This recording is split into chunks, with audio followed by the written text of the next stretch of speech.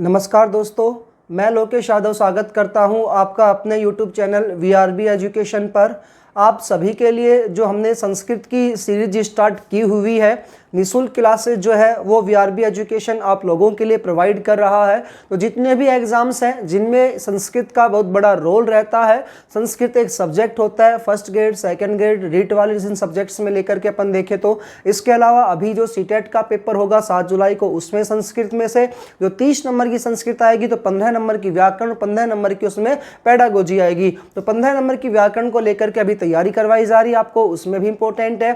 First grade, second grade उसमें आपका Sanskrit subject रहने वाला है, उसमें इंपॉर्टेंट है। रिट में जो आपके लगभग 30 नंबर की संस्कृत आती है, जिसमें से 15 नंबर की आपकी संस्कृत की व्याकरण और 15 नंबर की बच्चा इसमें पेडागोजी आती है, तो वो व्याकरण वाला पोर्शन 15 नंबर का यहाँ पर वो करवाया जा रहा है, तो उसमें इंपॉर्टेंट है। इसके अलावा DSSS TGT PGT के लिए जो संस्कृत में बच्चा आपके क्वेश्चंस आएंगे जो आपके सब्जेक्ट को लेकर के अपन यहाँ तैयारी करवा रहे हैं, तो वो तो आपका इंपॉर्टेंट है ही। तो स्पेशल अपनी DSSB की इस क्लासेस में आप सभी का मैं लोकेश यादव VRB एजुकेशन के इस यूट्यूब चैनल पर आप सभी का दिल से हार्दिक स्वागत करता हूं। बच्चा, अपना जो संस्कृत की सीरीज स्टार्ट की हुई थी, इसके अंतर्गत अभी तक मैंने 2 टॉपिक करवा दिए हैं। एक टॉपिक वर्ण विचार को लेकर था, जिसके अंतर्गत हमने 7 से 8 वीडियोस डाली हैं, और वो छोटे छोटे टॉपिक्स को मैंने अच्छे तरीके से और अच्छे सुसड अच्छे से अच्छे नोट्स प्रिपेयर करके आप लोगों के लिए तैयार किए हैं। दूसरा फिर हमने इसमें संधि टॉपिक को किया। संधि को बहुत सारी क्लासेस में कंप्लीट किया है, जिसके अंतर्गत संधि के पहले स्वर संधि के 5 पार्टों को लेकर बात की,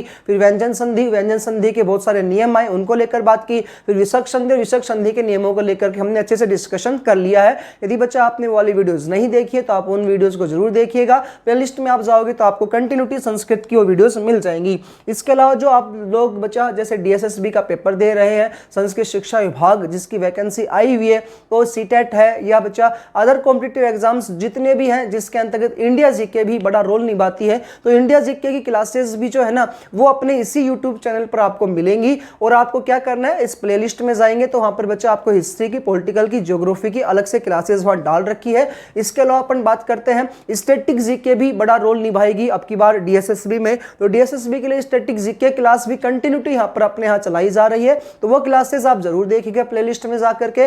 तो हिस्ट्री, पॉलिटिकल, ज्योग्राफी, इसके अलावा फिर स्टैटिक जीके, ये चारों क्लासेस आपकी कंटिन्यू यहाँ पर चल रही है। स्टैटिक जीके के अंतर्गत ही मैंने इकोनॉमिक्स को भी इसमें शामिल कर लिया है। जैसे इकोनॉमिक्स के अंतर्गत हम बच्चा जैसे राष्ट्रीय आयोग आते हैं, अंतरराष्ट्रीय आयोग आते हैं, इसके अलावा जनसंख्या टॉपिक आता है, आर्थिक नियोजन टॉपिक आता है, नीति आयोग आता है, योजना आयोग आता है, कृषि क्रांति आती है। ये ऐसे बहुत सारे टॉपिक है जो इकोनॉमिक्स के हैं, उसको भी मैंने स्टैटिक जीके में शामिल किया है, क्योंकि इनका बड़ा रोल रहता है। उनको इकोनॉमिक्स को समझकर ना लेकर के स्टैटिक जीके के अंतर्गत इसमें मैंने ले लिया है बच्चा। तो आप लोगों से एक रिक्वेस्ट और है, तो उन क्लासेस को देखते चलिएगा, अपने सिलेबस को पूरा करिएगा, कहीं और आपको भटकने नहीं दूंगा, ये उम्मीद आपके सामने यहाँ पर है। इसके अलावा रही बात एक हिंदी को लेकर के, और तो हिंदी की क्लासेस भी है ना वो आपको DSSB के लिए जो बच्चा तैयारी कर रहा है तो उनके लिए प्लेलिस्ट में आपको वो वाली क्लासेस भी यहाँ पर मिल जाएंगी। तो हिंदी क्लासेस, व्याकरण उसमें करवा रखी है, व्याकरण के बहुत सारे क्वेश्चंस आंसर को लेकर के क्वेश्चन पूछ जाएंगे। आप जानते हो DSSB में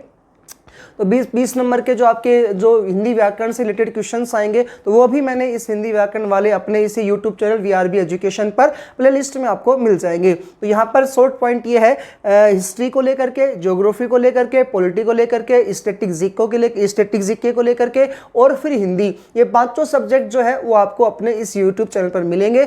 अब आप जो टॉपिक पढ़ रहे हैं वो है अपना संस्कृत का, तो अब अपन जो रुझान करते हो संस्कृत वाले टॉपिक पर करते हैं। तो बच्चा आज का नया टॉपिक होगा, तो बच्चा इसकी शुरुआत बड़े शानदार तरीके से अपन लोग करेंगे, और बच्चा अच्छा टॉपिक है तो अच्छे से इसको अपन क्लियर करते हुए चलते हैं। ठीक है जी, चलो टॉपिक अपना आता है कारकाणी, कारकाणी रूपाणी। तो कारक बच्चा अपना टॉपिक रहेगा आज का।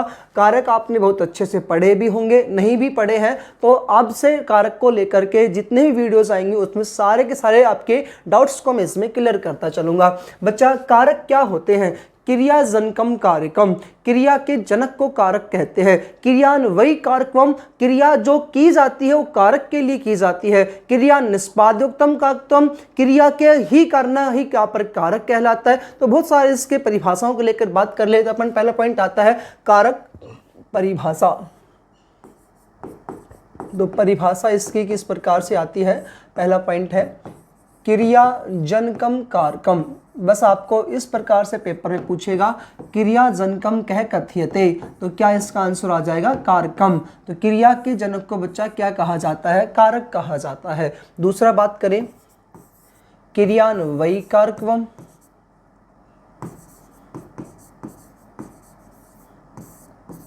क्रियान्वयी कारकम, क्रिया निष्पादितम कारकम,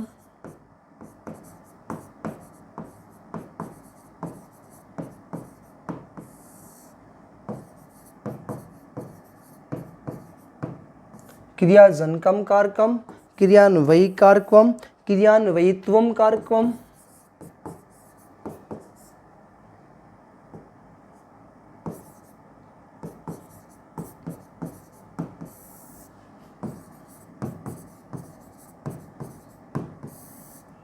करोति इति कारकम। सबसे इंपॉर्टेंट क्रिया जनकम कारकम और दूसरा सबसे इंपॉर्टेंट आता है करोति इति कारकम। जो कार्य किया जाता है ना बच्चा, उसे क्या कहा जाता है, क्रिया कारक कहा जाता है। क्रिया जैसे आपने पढ़ा होगा, कर्ता के द्वारा जो कार्य किया जाता है, जो कार्य किया गया ना वो क्रिया है बच्चा। जैसे पढ़ना, लिखना, हंसना, रोना, कई जितने भी काम होते हैं ना वो पढ़ाना और पढ़ाना। आप पढ़ रहे हो, मैं पढ़ा रहा हूं। यहाँ पर मेरा कार्य क्या है, कार्य क्या कर रहा हूं, पढ़ाने का। आप बच्चा कार्य क्या कर रहे हो, पढ़ रहे हो, तो आपका कार्य क्या आ गया, पढ़ने का। तो यही आपके कारक की परिभाषा हो गई। क्रिया के जनक को कारक कहते हैं, कर्ता जो कार्य करता है उसे ही कारक कहते हैं। कार्य बच्चा यहां पर क्या होना चाहिए, आपका इंपॉर्टेंट होना चाहिए। तो क्रिया आएगा बच्चा, वहां पर कारक आपके सामने आ जाएगा। ठीक है जी, एक पॉइंट क्लियर हुआ।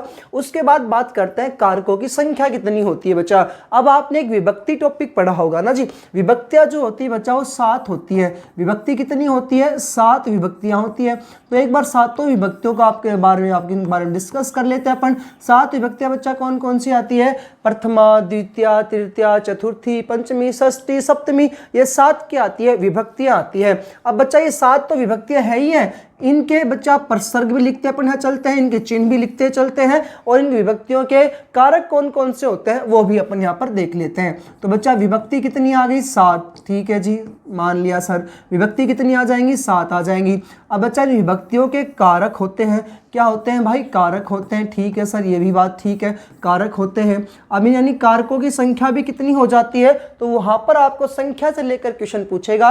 विभक्तियां 7 होती है लेकिन कारक बच्चा मैं आपको 5 ही बताऊंगा। कारक कितने बताऊंगा, 5। क्यों बताऊंगा तो वो भी आपके सामने डिस्कस करेंगे इस चीज को लेकर के। फिर आते हैं बच्चा इनका प्रसर्ग। प्रसर्ग का अर्थ यहाँ पर क्या होता है, इनके चिन्ह क्या होते हैं। प्रसर्ग यानी बेटा चिन्ह इनके क्या होते हैं। तो प्रसर्ग आए, चिन्ह आए, कारक आए, विभक्ति आए। पहले प्रथमा विभक्ति।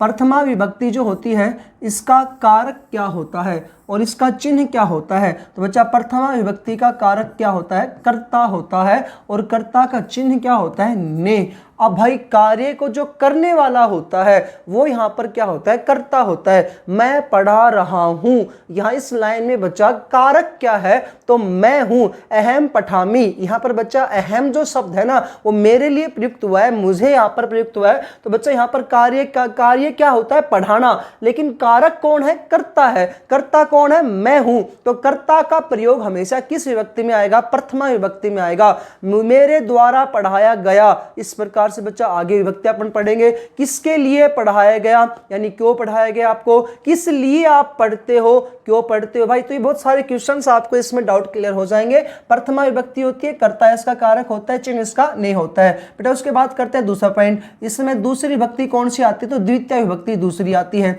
द्वितीय विभक्ति अपनी यहाँ पर दूसरी आती है। इस द्वितीय विभक्ति का जो चिन्ह, इसका चिन्ह क्या होता है और इसका कारक क्या होता है, तो इसका कारक होता है कर्म। कर्म कारक, कर्ता ने कर्म को, तो इस कर्म का बच्चा चिन्ह क्या आ गया, को। यहाँ पर चिन्ह क्या आ जाता है, को, इसका क्या होता है, चिन्ह होता है। फिर आती है बच्चा तृतीय विभक्ति। तृतीय विभक्ति, और तृतीय विभक्ति जो होती है इसका कारक क्या कहलाता है, तो इसका कारक कहलाता है करण। करण कारक, और बेटा करण कारक का जो चिन्ह होता है वो होता है से या के द्वारा, से या के द्वारा। अब एक बार समझाता चलूं। राम ने रावण को मारा, राम ने रावण को मारा, राम ने मारा, सिर्फ ये लाइन मिल जाए तो बच्चा कर्ता कारक आ गया। किसने मारा? राम ने मारा। राम ने देखते ही बेटा आपने प्रथमा विभक्ति कर दी थी, हिंदी में अपन ऐसा करते हैं ना। दूसरा द्वितीय विभक्ति कर्म कारक का क्या आया? राम ने रावण को मारा, रावण को मारा। किसको मारा जी? रावण को मारा। को मिला, आपने कौन सी विभक्ति कर दी? यहां पर द्वितीय विभक्ति कर दी। तीसरा, राम ने रावण को बाण से मारा। कैसे मारा बच्चा? बाण के द्वारा मारा या बाण के माध्यम से मारा? बाण से मारा। यहां पर कौन सी आ गई आपकी? तृतीय विभक्ति आ गई। इस प्रकार से कंप्लीट हुआ। अगला आता है बच्चा इसमें चतुर्थी विभक्ति। कौन सी विभक्ति आती है भाई? चतुर्थी विभक्ति आती है। चतुर्थी विभक्ति, चतुर्थी विभक्ति का जो कारक होता है वो क्या आता है? संप्रदान। कर्ता ने कर्म को करण से संप्रदान के लिए बच्चा रावण क्या था? अधर्मी था। रावण क्या था? अधर्मी था। वो सीता माता को उठाकर लेकर के गया था। उन्होंने बहुत सारे देवी देवताओं को अपने वश में, कंट्रोल में कर रखा था ताकि वो पूरे विश्व पर राज कर सके। एक महिला के सम्मान का जो विरोधी होता है वो पापी कहलाता है। आपने श्लोक भी पढ़ा होगा, यत्र नारीषु पूजन्ते रमन्ते तत्र देवता। जहां नारियों की पूजा होती है वहीं देवता निवास करते हैं। इंपॉर्टेंट पॉइंट है भाई ये। तो बच्चा वही है। तो कर्ता ने, तो यहां पर राम ने रावण को बाण से मारा। और किस लिए मारा? धर्म के लिए मारा बच्चा, सत्य के लिए मारा, प्रकाश के लिए मारा, अंधकार को मिटाने के लिए मारा, ज्ञान के लिए मारा। ठीक है भाई। तो यहां पर आपका संप्रदान भी कंप्लीट हुआ। उसके बाद अगला कौन सा आता है यहां पर? पंचमी विभक्ति। और पंचमी विभक्ति में बच्चा आता है यहां पर अपादान कारक। पंचमी विभक्ति में कौन सा कारक आता है भाई? अपादान कारक। और अपादान कारक का चिन्ह होता है बच्चा से अलग होना, से अलग होना। भाई यहां पर तो ऊपर तो अपन ने तृतीया में से आया था बेटा, यहां पर बच्चे बहुत सारे कंफ्यूजन में आ जाते हैं। भाई से तो सर आपने तृतीया में पढ़ाया था, वहां पर माध्यम होता है से, लेकिन यहां पर कह रहा अलग होने के उद्देश्य में से आना चाहिए। पेड़ से पत्ता गिरा, अब पेड़ से पत्ता अलग हो चुका है। गांव से गया, गांव से बच्चा जा चुका है भाई, वो तो जाने के योग में, यानी कि उसको अलग हो चुका है। हिमालय से गंगा नदी निकलती है तो बच्चा अलग होकर के निकलती है भाई वो। ठीक है जी। तो यहां पर अलग होने के उद्देश्य में कौन सा आता है? अपादान कारक आता है। पंचमी विभक्ति का यहां पर प्रयोग किया जाता है। उसके बाद आती है भाई षष्ठी विभक्ति। देखो एक बार विभक्तियां तो आपको सामने सारी लिख देता हूं। एक इसमें अगर आठवीं विभक्ति को और शामिल कर लेते हैं, वैसे विभक्तियां 7 होती है लेकिन बच्चा 8वीं और यहां पर लिख देता हूं ताकि आपको प्रॉब्लम ना आए। ठीक है। उसके बाद बच्चा षष्ठी विभक्ति आई। और षष्ठी विभक्ति जो आती है इसका क्या आता है? कारक का नाम आता है संबंध। संबंध इसका क्या है बच्चा? कारक है। और इसके चिन्ह बहुत सारे हैं, का, के, की, रा, रे, री। तो ये सारे चिन्ह किसके आते हैं? यहाँ पर संबंध के आते हैं, षष्ठी विभक्ति के आते हैं। ठीक है भाई, संबंध होना चाहिए। पुस्तक के लिए पढ़ाई की, चतुर्थी विभक्ति आ गई। धर्म के लिए मारा, चतुर्थी विभक्ति आ गई। मरा तो स्वर्ग में गया, रावण मर करके स्वर्ग में गया, अलग होकर के स्वर्ग में पहुंचा है भाई। यहाँ पर षष्ठी विभक्ति जो होती है ना बच्चा, इसका क्रिया से कोई संबंध नहीं होता है। आगे आपको बताऊंगा, संबंध को कारकों में नहीं गिना जाता है, ये उपपद विभक्ति कहलाता है, संबंध कारक। ये सारे तो विभक्ति कहलाएंगे, लेकिन षष्ठी और अष्टमी वाला जो होता है बच्चे क्या कहलाता है? यहाँ पर उपपद विभक्ति कहलाता है। ओके, बात करते हैं आगे सातवीं विभक्ति को लेकर के। सातवीं विभक्ति क्या आती है भाई हमारे सामने? तो सप्तमी विभक्ति। सप्तमी विभक्ति का नाम क्या आता है? अधिकरण। अधिकरण कारक। और बच्चा इस अधिकरण कारक का जो चिन्ह होता है वो क्या होता है? यहाँ पर में या पर। अधिकरण का चिन्ह क्या होता है? में या पर। अच्छा, इसमें तो एक इंपॉर्टेंट आता है कि जिससे जो उत्पन्न हुआ वो। ठीक है, या मैं कह दूं मैं बहरोड में रहता हूं, तो मेरा निवास स्थान कहां पर आ गया? बहरोड में आ गया। मैं नीमराणा से बिलोंग करता हूं, नीमराणा में रहता हूं। ठीक है, मेज पर पुस्तक रखी हुई है, में और पर, इस प्रकार से आप इनका प्रयोग करोगे। और बच्चा 7 तो मैंने आपको बता दिया, और एक और लिख रहा हूं, वो 8वीं विभक्ति और आती है, उसका नाम आता है यहाँ पर संबोधन। तो अष्टमी विभक्ति आती है बच्चा। बच्चा उसका नाम यहाँ पर क्या आता है, संबोधन।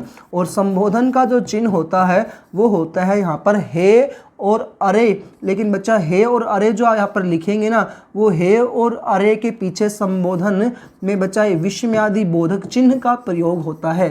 हे और अरे, इसमें बेटा किसका चिन्ह होगा यहाँ पर प्रयोग, तो विस्मयादि बोधक का यहाँ पर क्या होता है, प्रयोग होता है। ये लो जी आपकी पूरी एक यहाँ पर सारणी बन करके तैयार हो गई है। विभक्तियां कितनी होती है, तो 7 होती है वैसे तो, लेकिन बच्चे एक 8वीं विभक्ति और शामिल की जाती है, उसे अपन कहते हैं संबोधन कारक। संबोधन कारक प्रथमा विभक्ति, राम ने रावण को बाण से मारा, धर्म के लिए मारा, मरने के बाद स्वर्ग पहुंच गया, अलग होकर के गए बच्चा, लेकिन संबंध यहां पर नहीं शामिल होता है। अब यहां पर संबंध शामिल नहीं होगा, फिर वो स्वर्ग में गया, तो यहां पर आ गया स्वर्ग में पहुंच गया। तो बच्चा ये संबंध और संबोधन जो होते हैं ना, इनका क्रिया के साथ कोई प्रयोग नहीं होता है, इनका बच्चा क्रिया के साथ कोई प्रयोग नहीं होता है। वैसे तो विभक्तियां 7 होती है, जैसे आपने राम है रामौ रामः रामम रामौ रामौ रामे रामे रामायण, ये जो भी पढ़ते हैं ना बच्चा, इसमें लगभग 7 आती है, लेकिन 8वीं विभक्ति भी इसमें अपन शामिल करते हैं। तो हे राम है,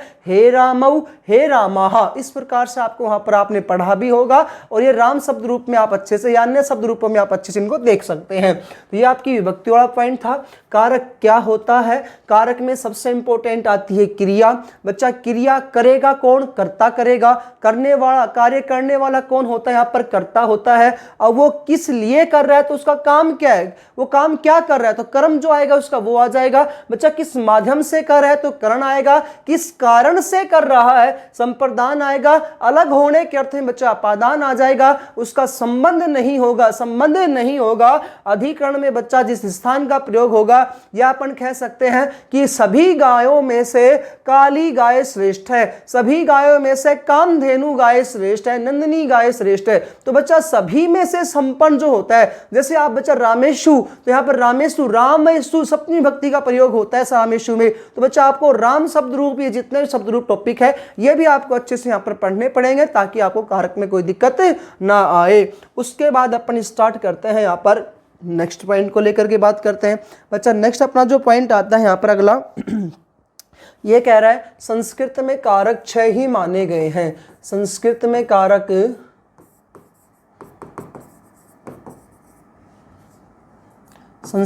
कारक 6 ही माने गए हैं।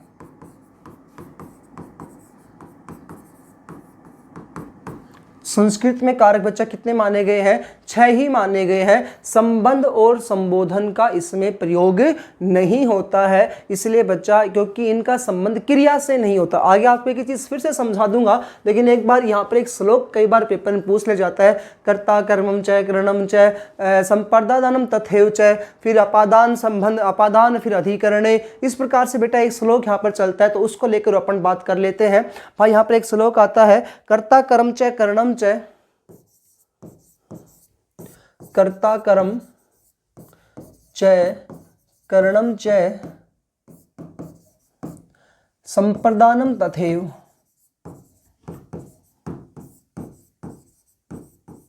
कर्ता कर्म च करणम च संप्रदानम तथैव, या तथैव च अपादान अधिकरणम, अपादान अधिकरणम च इति आहु कारकाणि षट्, अधिकरणम च इति आहु कारकाणि षट्। तो भाई ये आपका एक श्लोक आता है, अनेकों बार पेपर में ये क्वेश्चन पूछा गया है। श्लोक को लेकर के, कारकों की संख्या को लेकर के कितने होते हैं, 6 होते हैं। कर्ता कारक, कर्म कारक, करण कारक, संप्रदान कारक, अपादान कारक, अधिकरण कारक। बच्चा च ए और ई मिलकर के ए हो जाता है, तो यहाँ पर चेती बन जाता है। ए बच्चा इसमें आकर के मिल जाता है, यहाँ पर क्या बन जाए, चेती आहू भी यहाँ पर बन सकता है। ठीक है, चे च और ई मिलकर ए बना, इक का बच्चा यहाँ पर यण संधि हो जाती है, तो यहाँ पर क्या हो जाता है, तय आ गया, आधा आ गया, ये आ गया, आ इसमें मिल गया तो आहू। इस प्रकार से भी आपको लिखा मिल सकता है। इसका संधि विच्छेद मैंने आपको करके लिखा है, च प्लस इति प्लस आहू ये बनता है। आगे जो संधि आई यहाँ पर गुण संधि आती है। यहाँ पर बच्चा तय का ये ई जो है इसका ये हो जाता है और तय आधा हो जाता है और आ उसमें मिल जाता है, तो यण संधि के तहत भी ऐसा होता है। ठीक है, ये आपका एक श्लोक है, कई बार पेपर में रिलेटेड इससे क्वेश्चन पूछे गए हैं। नेक्स्ट पॉइंट आता है बच्चा, नोट डाल के लिख रहा हूं यहां पर मैं, संबंध व संबोधन कारक को, संबंध व संबोधन कारक को कारकों में नहीं गिना जाता है, कारकों में नहीं गिना जाता है, नहीं गिना जाता है, क्योंकि इन दोनों का संबंध, इन दोनों का संबंध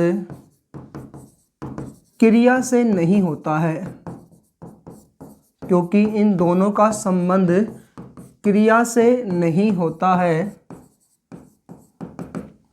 तथा संबंध व संबोधन, तथा संबंध व संबोधन को, संबंध व संबोधन को क्या कहा जाता है, उपपद विभक्ति कहा जाता है। संबंध व संबोधन को उपपद विभक्ति कहा जाता है, उपपद विभक्ति कहा जाता है। सिर्फ विभक्ति पूछे तो बच्चा कर्ता, कर्म, करण, संप्रदान, अपादान, अधिकरण यहाँ तक ही आएंगे। संबंध और संबोधन इसमें विभक्ति में नहीं गिने जाते हैं, इन्हें क्या कहा जाता है, उपपद विभक्ति कहा जाता है। यदि अब आपसे क्वेश्चन पूछ ले कि किस किस को उपपद विभक्ति कहते हैं, वहां पर बच्चा संबंध और संबोधन ना दे करके विभक्ति दे दे, प्रथमा, द्वितीय, तृतीय, चतुर्थी, पंचमी, षष्ठी, सप्तमी, अष्टमी, इस प्रकार से मिल जाए तो आपका सही आंसर क्या होगा, षष्ठी च अष्टमी। इनको बच्चा यहाँ पर इसमें उपपद विभक्ति कहा जाता है। एक नोट और डाल लेते हैं भाई,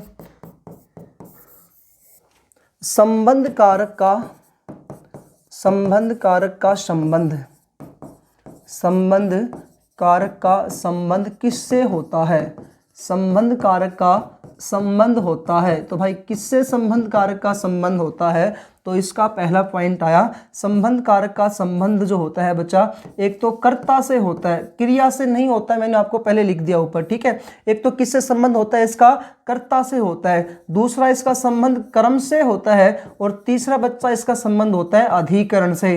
तो क्रिया से इसका कोई संबंध नहीं है, इसलिए इसको कारकों में नहीं गिना जाता है। यह क्वेश्चन भी इंपॉर्टेंट है, संबंध कारक का संबंध किससे होता है, तो बच्चा इसका सही आंसर होगा कर्ता, कर्म, अधिकरण से इसका संबंध होता है, क्रिया से इसका संबंध नहीं होता है। एक नोट और डाल लेते हैं, फिर नोट ही डाल रहे हैं तो भाई तीन तीन नोट हो गए, इंपॉर्टेंट पॉइंट है ये तीनों के तीनों। संबोधन कारक का संबंध किससे होता है, तो संबोधन कारक का संबंध होता है, तो क्रिया से तो होता ही नहीं है, ये हमने पहले देख लिया है, इसीलिए इनको उपपद विभक्ति कहा जाता है।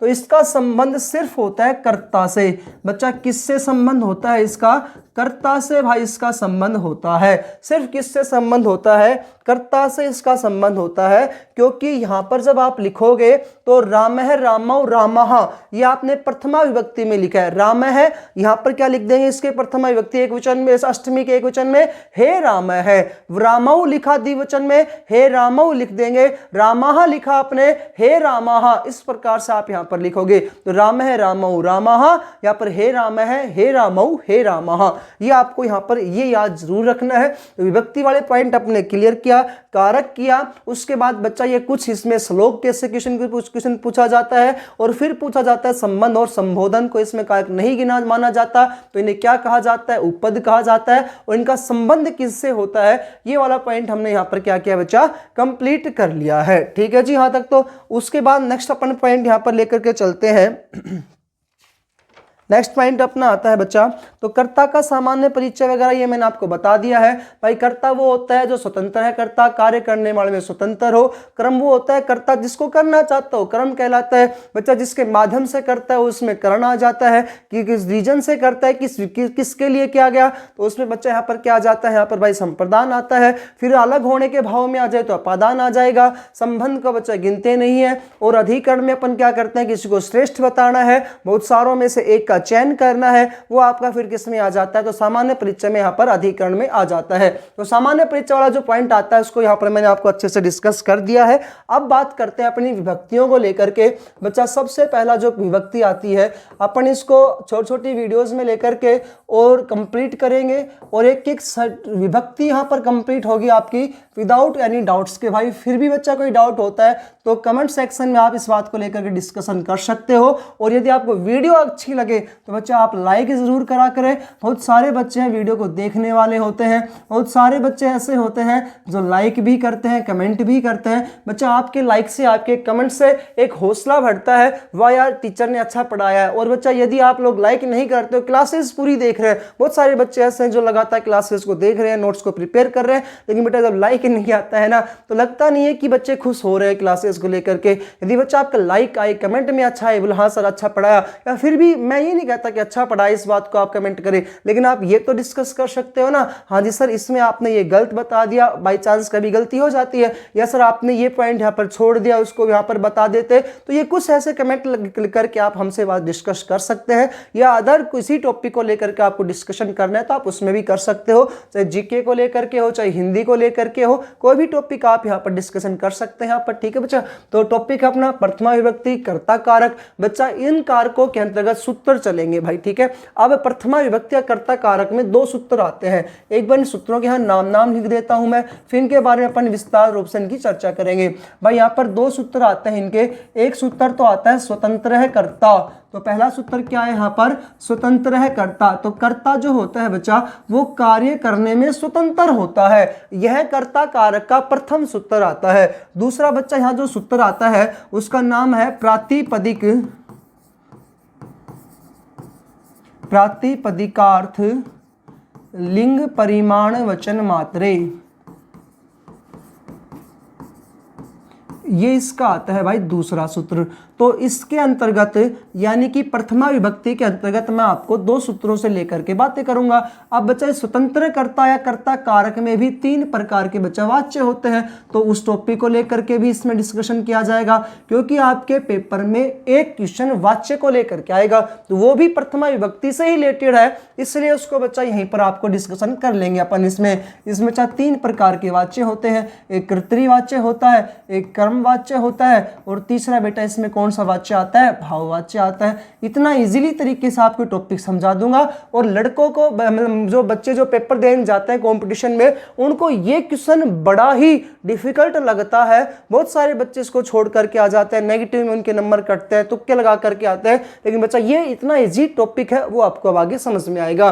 तो प्रथमा विभक्ति कर्ता कारक है, इसके अंतर्गत अपन तीन वाच्य पढ़ेंगे, कर्तृवाच्य, कर्मवाच्य, भाववाच्य। इसके अंतर्गत दो सूत्र पढ़ेंगे, एक स्वतंत्र है कर्ता और दूसरा कौन सा आता है, प्रातिपदिकार्थ लिंग परिमाण वाचन मात्रे प्रथमा विभक्ति। ओके भाई अब बात करते हैं अपन स्वतंत्र है कर्ता को लेकर के। स्वतंत्र है कर्ता ये कहता है कार्य करने वाला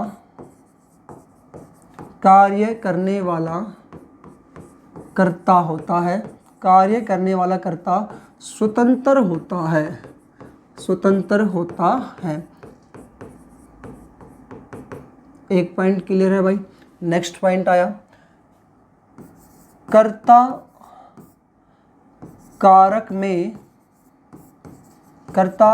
में दो विभक्तियों का प्रयोग होता है, कर्ता कारक में दो विभक्तियों का और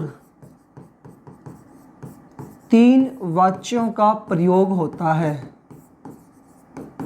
तीन वाच्यों का प्रयोग होता है।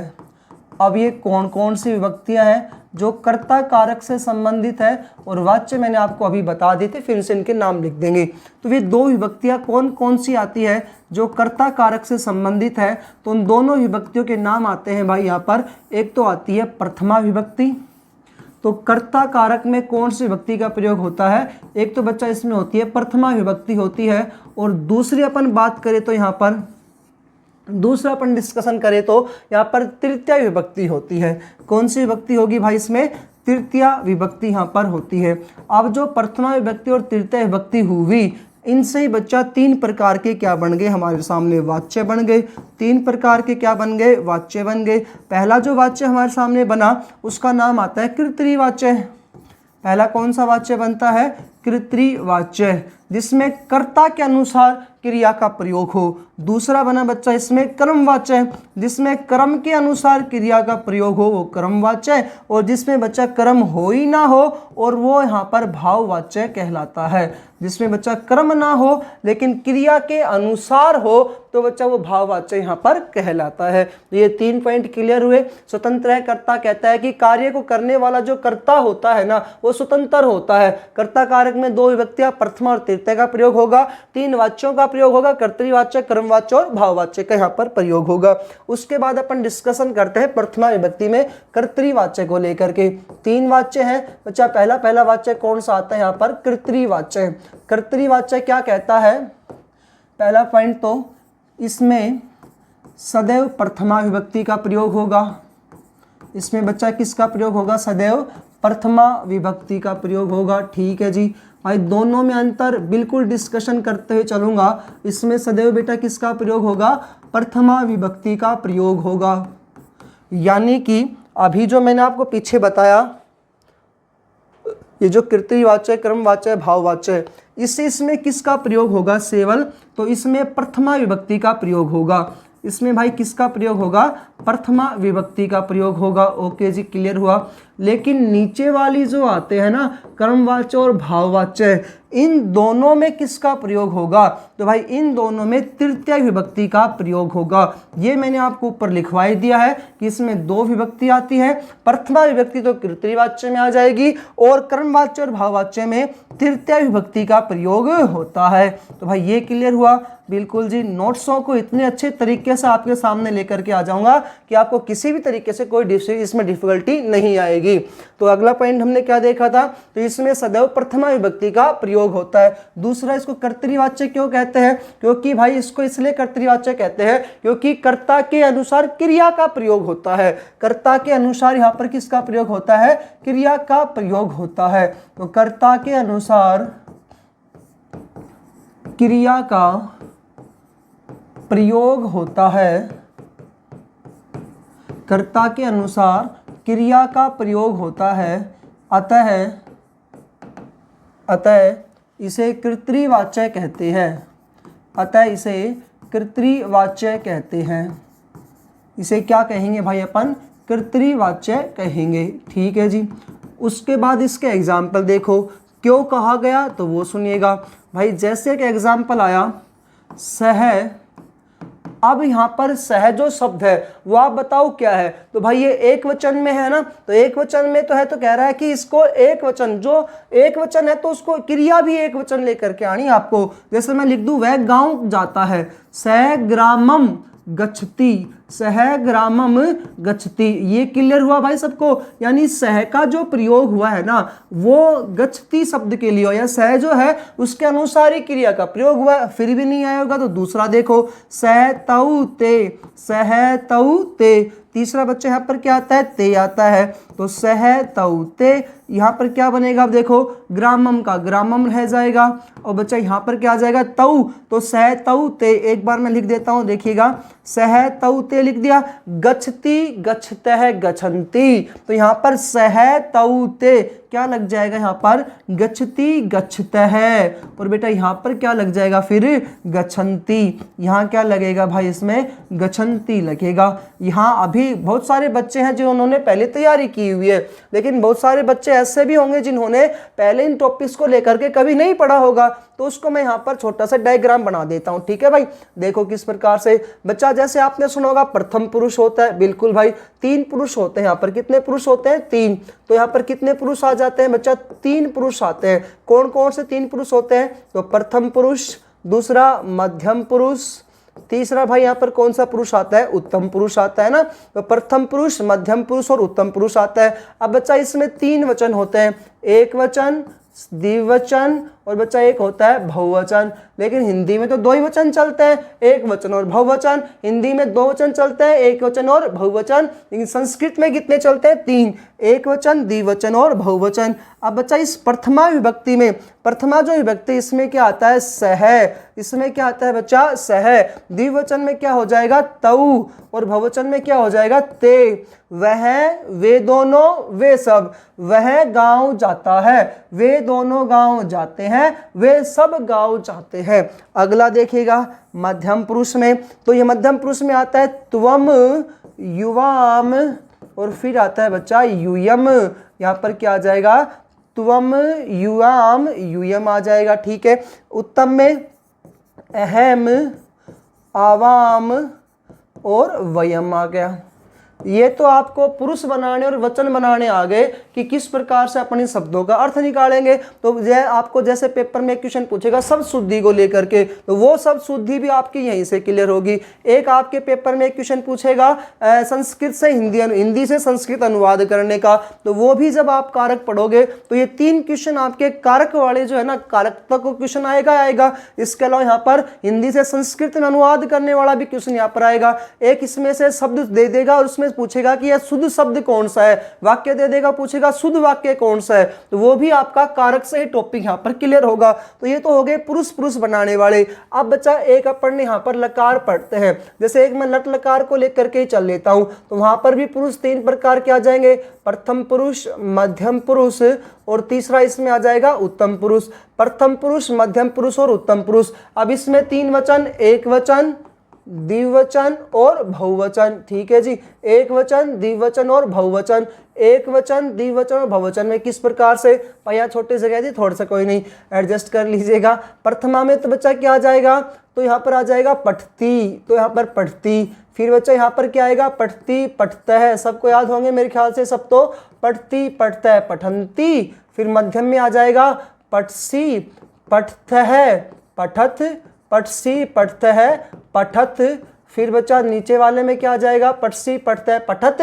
नीचे वाले में आएगा पठामी, पठावे है, पठामे है। यही तो है भाई। अब जिसको पठ लकार के याद है वो एज इट इज इन लकारों में जोड़ दो, क्या आ जाएगा, तो यहाँ पर बेटा स था, तो स का प्रयोग एक वचन में था ना, प्रथमा पुरुष का एक वचन था, तो यहाँ पर प्रथमा पुरुष का एक वचन हमने एज इट इज ये ले लिया, बस इतना ही तो करना है। स पठती, स ग्रामम गस्ती। अब तऊ आया तो बच्चा तऊ का प्रयोग यहाँ पर है, तो इसको द्विवचन में ले लो, एक प्रथम पुरुष में, तो यहाँ पर पठते आता, गस्ते आ गया। ते आया तो भाई ते यहाँ पर बहुवचन में है, यहाँ पर इसका बहुवचन कर दो, ये क्या बन गया, पठंती। बस ऐसा ही आपके आता है। अब भाई इसको अपन मध्यम पुरुष में लेकर चल लेते हैं, और एग्जाम्पल देख लो। चौथा एग्जाम्पल हमारे सामने क्या आ गया, तो बच्चा त्वम आ गया भाई, यहाँ पर त्वम, तुम, ग्रामम। अब बच्चा ग्रामम आ गया। ठीक है जी, अब आप क्या लगाओगे यहाँ पर, त्वम ग्रामम गत्सी, क्योंकि मध्यम पुरुष का एक वचन, मध्यम पुरुष का एक वचन, बस क्या बन गया, त्वम ग्रामम गत्सी। वेरी गुड भाई। दूसरा एग्जाम्पल, अगला एग्जाम्पल आ जाएगा फिर त्वम के बाद युवाम का, तुम दोनों, तुम सब। युवाम द्वितीय वचन, यहाँ पर द्विवचन में क्या आ जाएगा, पठता है, तो यहाँ पर क्या आ जाएगा, युवाम ग्रामम गच्छता है। ये लो जी, ये भी क्लियर हुआ आपका। अगला एग्जाम्पल यूयम का आ जाएगा, यूयम ग्रामम गच्छत, यूयम ग्रामम गच्छत। ये भी ठीक है सर, यूयम ग्रामम गच्छत। ये क्लियर है भाई यहाँ तक, बिल्कुल। कोई डाउट नहीं होगी, उम्मीद है आपको यहाँ तक। तो अगले एग्जाम्पल और ले लेते हैं अपन इसमें, सातवां एग्जाम्पल अपन उत्तम पुरुष का ले लेंगे। अहम है तो बच्चा पठामी आया था, तो अहम ग्रामम गच्छामि, अहम ग्रामम गच्छामि, ये बन गया, बिल्कुल सही है सर। 8वां एग्जाम्पल, 8वां आवाम का ले लेंगे, द्विवचन यहाँ पर है तो उसका द्विवचन ले लेंगे। मैं, हम दोनों, हम सब, तो हम दोनों पढ़ेंगे पठामी पठावह, ये क्या है, पठावह, ये बच्चा मैं है यहाँ पर, ठीक है, पठामह। आवाम ग्रामम गच्छावह, क्या बन जाएगा, आवाम ग्रामम गच्छावह। फिर बच्चा 9वां एग्जाम्पल, वयम ग्रामम गच्छामि। तो ये लो आपका कर्तरीवाच्य, बड़ा ही इजी तरीके से कंप्लीट हुआ।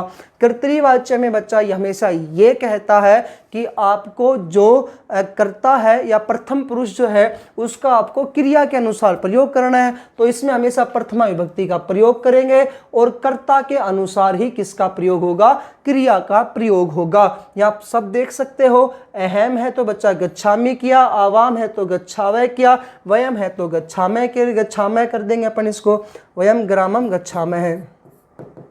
ये लो जी, ये आपका टॉपिक कर्तरीवाच्य का कंप्लीट हुआ। बिल्कुल बताओ कोई डाउट है क्या? अगर बच्चा अच्छी लगे तो लाइक जरूर कर दिएगा यहीं पर वीडियो को। उसके बाद कर्तरीवाच्य हुआ, फिर आता है यहाँ पर क्रमवाच्य। कर्तरीवाच्य के बाद क्या आता है यहाँ पर भाई, क्रमवाच्य। क्रमवाच्य क्या पॉइंट आता है यहाँ पर,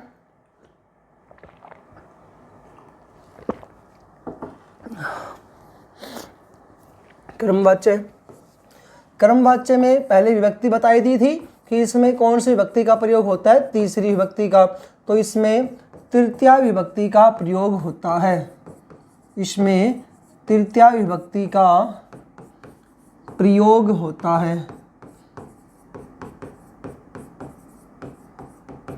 ठीक है जी, इसमें कौन सी विभक्ति का प्रयोग होगा, तृतीया विभक्ति का। दूसरा, इसमें कर्म के अनुसार, इसमें भाई किसके अनुसार, कर्म के अनुसार, इसमें कर्म के अनुसार क्रिया का प्रयोग होता है।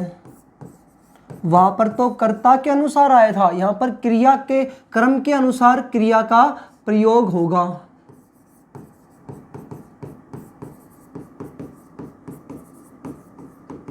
प्रयोग होता है जी। नेक्स्ट पॉइंट, अब इसके एग्जाम्पल देखो। एग्जाम्पल में देखो जी, ये कह रहा है कि यहाँ पर कर्मवाच्य में कर्ता में तृतीया होती है लेकिन कर्ता में प्रथमा विभक्ति होती है। एक पॉइंट और देखो कि कर्मवाच्य में कर्ता जो होगा ना, कर्ता में तो हमेशा प्रथमा विभक्ति, कर्ता में प्रथमा विभक्ति होती है तथा कर्म में, क्योंकि मैंने आपको बताया था यहाँ पर तृतीय विभक्ति का प्रयोग होता है इनमें, ठीक है, हाँ जी। तो यहाँ पर कर्म में क्या होगा भाई, कर्म में यहाँ पर कर्म में प्रथमा विभक्ति, कर्ता में तृतीय विभक्ति, उल्टा लिख दिया क्या, कर्ता में प्रथमा विभक्ति होगी भाई, सॉरी, कर्ता में तृतीय विभक्ति होती है यहाँ पर, कर्ता में तृतीय विभक्ति होती है तथा कर्म में प्रथमा विभक्ति होती है। कर्म में कौन सी विभक्ति आएगी यहाँ पर, प्रथमा विभक्ति होगी, विभक्ति होती है। जैसे अब कर्ता है, कर्ता में तीसरी विभक्ति तेन पुस्तकम। अब भाई देखो यहाँ पर तेन आया और बच्चा पुस्तकम आ गया, ठीक है। अब यहाँ पर इसी के अकॉर्डिंग क्रिया आ जाएगी पठ्यते, तो क्रम के अनुसार यहाँ पर क्या आ गया, पठ्यते आया। तेन पुस्तकम पठ्यते, तो तेन में कौन सी क्रिया, कौन सा कर्ता आ गया, यहाँ पर कौन सी विभक्ति आ गई, तीसरी विभक्ति, थर्ड विभक्ति आ गई, इसलिए यहाँ पर क्रम के अनुसार ये चेंज होगा। दूसरा एग्जाम्पल देखिएगा, तेन पुस्तकानि पठ्यन्ते, तेन तृतीय विभक्ति है लेकिन यहाँ पर पुस्तकम था तो बच्चा यहाँ पर अब आ गया पुस्तकानि। अब इसके अनुसार यहाँ पर चेंज हो जाएगा, क्या बन जाएगा, पठ्यन्ते। तो यहाँ पर क्या शब्द आ गया, पठ्यन्ते। तो क्रम के अनुसार चेंज होना, यहाँ पर कौन सी विभक्ति आती है आपकी, क्रमवाच्य आती है।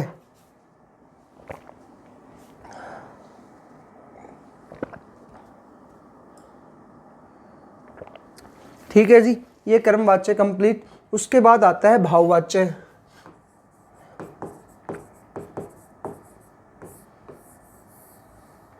भाववाच्य क्रिया की प्रधानता रहने पर ये भाववाच्य कहलाता है। क्रिया की प्रधानता रहने पर, क्रिया की प्रधानता रहने पर भाववाच्य कहलाता है। इसे भाववाच्य क्यों कहते हैं? क्योंकि इसमें क्रिया की प्रधानता है। कर्तरीवाच्य क्यों कहा था? उसमें कर्ता की प्रधानता आई थी। और कर्मवाच्य क्यों कहा था? उसमें कर्म की प्रधानता आई थी। इस वजह से भाववाच्य में कर्म कारक होता ही नहीं है। भाववाच्य में कर्म होता ही नहीं भाई, तो भाववाच्य में कोई काम नहीं होता, भाववाच्य में कर्म नहीं होता है। ये भी इंपॉर्टेंट पॉइंट है, नहीं होता है।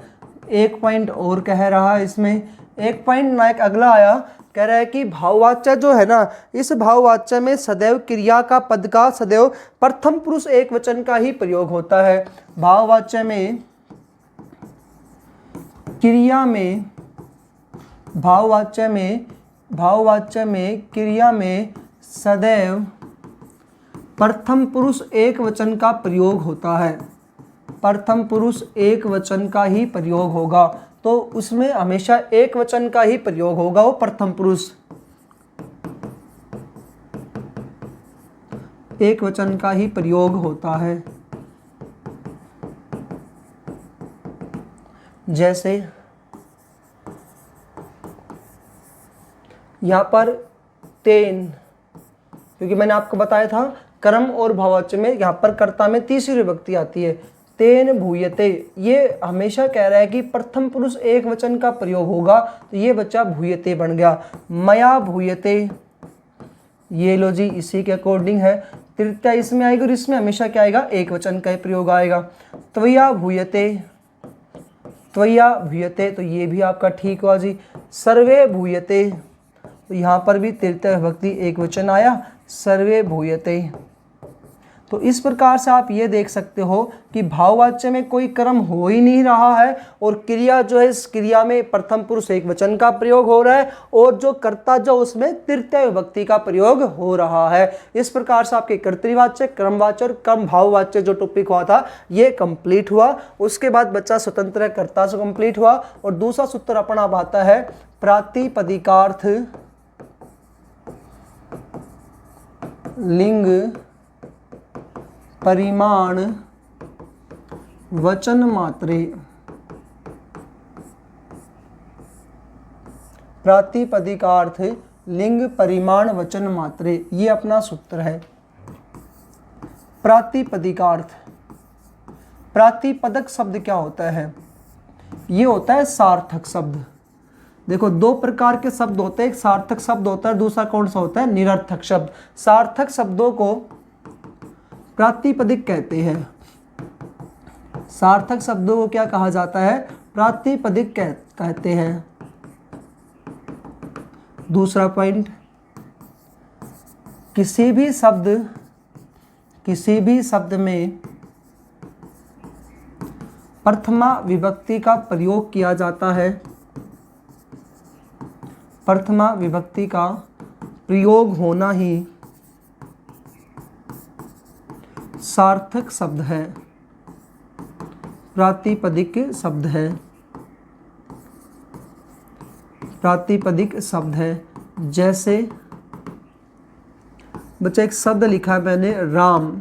अब संस्कृत में राम सही नहीं है, इसके पीछे जब आप विसर्ग लगाओगे तब ये सही माना जाएगा। लता सही नहीं है, लताहा लगाओगे जब ये सही माना जाएगा। जल सही नहीं है, इसमें जलम लगाओगे तब सही माना जाएगा। फल सही नहीं है, इसमें जब फलम लगाओगे तब ये सही माना जाएगा। इनको बोलते हैं प्रातिपदिक या सार्थक शब्द। इन्हें क्या कहा जाता है भाई? प्रातिपदिक या सार्थक शब्द कहा जाता है। ये प्रातिपदिक जो है मैंने आपको ये बताया है। अब कह रहा है कि प्रातिपदिक दो प्रकार के होते हैं। एक तो बच्चा प्रातिपदिक दो प्रकार के होते हैं। एक तो इसमें आता है प्रातिपदिक में कि लिंग नियत हो, और एक आ जाए अलिंग नियत, यानी कि लिंग के अकॉर्डिंग। लिंग नियत जो ऊपर वाले आ गए ये इसमें एग्जाम्पल आएंगे। और भाई एक आता है इसमें अलिंग नियत। एलिंग नियत के अंतर्गत हम सारे के सारे अव्यय शब्दों का प्रयोग होता है, जैसे ऊंचैः, नीचैः, अभितः,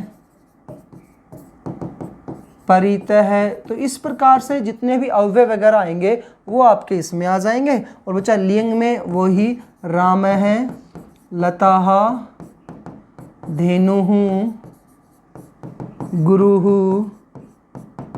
फलम, पुस्तकम, ये सारे आपके आते हैं लिंग नियत में। तो एक शब्द कंप्लीट हुआ अपना प्रातिपदिक अर्थ को लेकर के। अब बात करते हैं इसमें दूसरा शब्द आता है लिंग। यहाँ पर प्रातिपदिक आया, फिर क्या आ जाएगा परिमाण, चौथा बच्चा इसमें आएगा वचन। तो इस प्रकार से आपके पॉइंट होगा। दूसरा बात करते हैं लिंग को लेकर के। तो लिंग क्या कहता है भाई, अपने संस्कृत में 3 प्रकार के लिंग चलते हैं, एक पुल्लिंग, दूसरा स्त्रीलिंग और बच्चा तीसरा कौन सा आता है इसमें नपुंसक लिंग। तो हिंदी में 2 ही चलते हैं, पुल्लिंग और स्त्रीलिंग, संस्कृत में 3 चलते हैं। जैसे बच्चा मैंने लिखा राम है, स्त्रीलिंग में लिख दूंगा लताः, और नपुंसक लिंग में अपन क्या लिख देंगे इसमें फलम। जैसे मैं लिखा तट है, तटी, तटम। तो इस प्रकार से आपका ये पॉइंट हुआ इसको लेकर के, लिंग को लेकर के। ठीक है जी, प्रातिपदिकार्थ लिंग हुआ। उसके बाद आता है परिमाण में। परिमाण में बच्चा ये क्या कहता है परिमाण में कि वजन को मापने में बतलाने वाला जो होता है वो यहाँ पर क्या कहलाता है, परिमाण कहलाता है। वजन या परिमाण बताने में, वजन या परिमाण बताने में प्रथमा विभक्ति का प्रयोग होता है। तो इस प्रकार से क्वेश्चन पूछता है और इनके एग्जाम्पल्स आपके पेपर में मिलते हैं। जैसे यही एग्जाम्पल मिलेगा 101%, यही आता है। और एक ही इसका एग्जाम्पल है द्रोणोव्रीहि। द्रोणोव्रीहि, ये आपको एग्जाम्पल याद रखना है।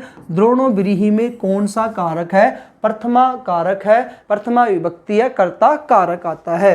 मुट्ठी भर चावल, इस प्रकार से। उसके बाद बात करते हैं वचन मात्र में।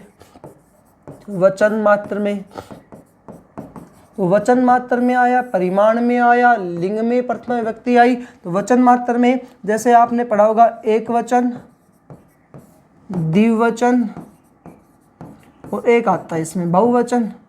तो इनमें भी कौन सी विभक्ति का प्रयोग होता है, प्रथमा विभक्ति का ही प्रयोग होता है। तो बच्चा इसके वैसे तो 2 ही सूत्र आते हैं, कौन कौन से, स्वतंत्र कर्ता और एक आता है यहाँ पर प्रातिपदिक अर्थ, लिंग, परिमाण, वचन मात्र। एक सूत्र की और बात कर लेता हूँ मैं यहाँ पर। वहाँ स्टार्टिंग में एक सूत्र अपन इसमें और लिख देते हैं। एक सूत्र बच्चा ये संबोधन का आता है। किसका आता है, संबोधन का।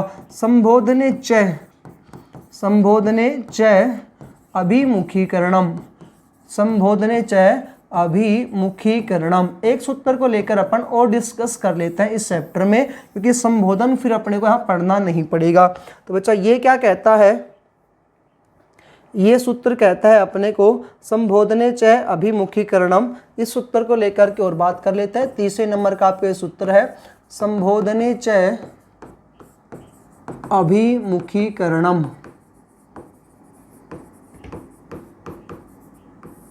संबोधन में भी प्रथमा विभक्ति का प्रयोग होगा।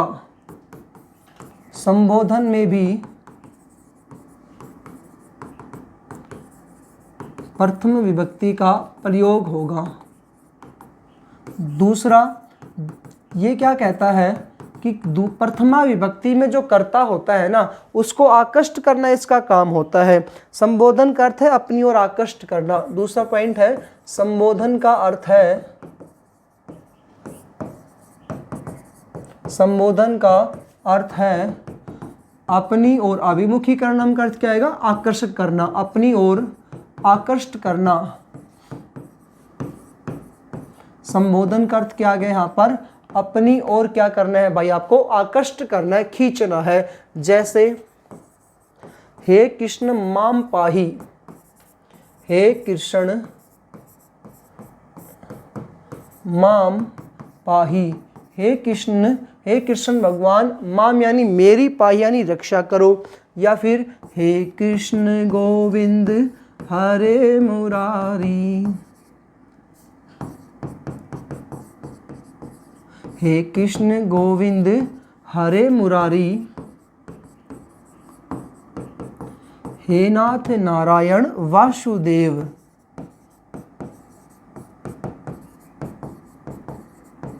हे नाथ नारायण वासुदेव। ये श्लोक देख करके आपसे पूछा जा सकता है कि ये कौन से कारक से संबंधित है या कौन सी विभक्ति से संबंधित है। तो ये प्रथमा विभक्ति संबंधित आता है। ये आपका जो पॉइंट था वो कर्ता कारक को लेकर के था, प्रथमा विभक्ति को लेकर के था, और कारक क्या होते हैं इसके बारे में मैंने इस वाली वीडियो में डिस्कशन कर लिया है।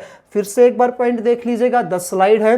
10 स्लाइड में हमने पहले पॉइंट देखा कारक क्या होता है, क्रियाजनकम कारकम, करोतीति कारकम, क्रियान्वयी कारकम, क्रियान्वयित्वम कारकत्वम, क्रिया निष्पादित्वम कारकत्वम। कारक में कितनी विभक्ति आती है, वैसे तो 8 आती है, लेकिन कारकों में अपन इसको 6 विभक्तियों का प्रयोग करेंगे। संबंध और संबोधन को इसमें नहीं गिना जाता है। क्यों नहीं गिना जाता, इसको हमने दूसरी वाली स्लाइड में देखा था। संबंध का संबंध जो संबंध संबोधन को कारक में नहीं गिना जाता, इन्हें उपपद विभक्ति कहा जाता है। और फिर दूसरा हमने पढ़ा था संबंध कारक का संबंध कर्ता, कर्म और अधिकरण से होता है। यहां पर संबोधन का संबंध जो होता है वो कर्ता से होता है। उसके बाद हमने इसके सूत्रों को लेकर बात की है, यहां पर 3 वाच्यों को लेकर बात की है। उसके बाद बच्चा 3 सूत्रों को लेकर के हमने पॉइंट पढ़ा। स्वतंत्र कर्ता टॉपिक को जाना, इसमें 3 वाच्य विभक्तियां जो आती हैं इन टॉपिक्स को लेकर क्लियर किया है। कर्तृवाच्य क्या होता है, इसके एग्जांपल्स को देखा। इसी के अंतर्गत हमने शब्दों का निर्माण कैसे किया जाता है वो देखा। भाववाच्य, क्रमवाच्य, क्रमवाच्य में बच्चा क्रम प्रधान होता है, उसी के अनुसार क्रिया प्रयोग होता है। भाववाच्य में क्रम होता ही नहीं है, तो उसके अनुसार क्रिया का प्रयोग होता है कर्ता के अनुसार। फिर आता बच्चा प्रातिपदिक, अर्थलिंग, परिमाण, वचन, मात्रे। भाववाच्य में क्रिया के अकॉर्डिंग। यहाँ बच्चा प्रातिपदिक शब्द अर्थ क्या होता है, सार्थक शब्द होता है। सार्थक शब्द 2 प्रकार के आएंगे, लिंग नियत और एक अलिंग नियत आया। उसके बाद लिंग में बचा तो यहाँ पर पुल्लिंग, स्त्रीलिंग, नपुंसक लिंग में। वचन में बात करते हैं एक वचन, द्विवचन, बहुवचन में। परिमाण मात्रे में द्रोणो विरही, ये आपको याद रखना है। उसके बाद नेक्स्ट पॉइंट पढ़ा है हमने इसमें संबोधने च अभिमुखीकरणम, इस प्रकार से आपको संबोधन मिलेगा। उसके पीछे बच्चा विषय में आदि बोधक चिन्ह दिए जाते हैं। ये आपका टॉपिक था। टॉपिक को लेकर हमने इसमें डिस्कशन कर लिया है। यदि बच्चा वीडियो अच्छी लगे, मेहनत अच्छी लगे, कंटेंट अच्छा लगे तो लाइक जरूर करके जाइएगा। कमेंट में यस और नो का जवाब देते हुए चलिएगा। क्लासेस अच्छी लग रही है तो गुड, वेरी गुड, इस प्रकार से आप हमें यहाँ पर बच्चा कमेंट कर सकते हैं। मिलते हैं अन्य वीडियो में। जय हिंद, जय भारत।